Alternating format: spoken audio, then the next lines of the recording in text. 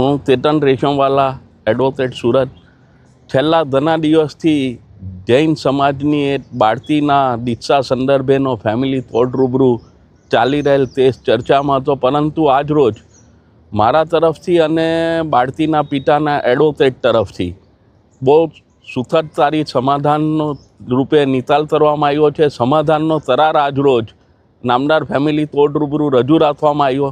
Family court તરફથી એ સમાધાનનો કરાર record ઉપર લઈ દીક્ષા બાબતેની જે અરજી હતી, દીક્ષા પર સ્ટે મેળવવા માટેની જે અરજી હતી, એ અરજી ફેસલ કરી દેવામાં આવી છે.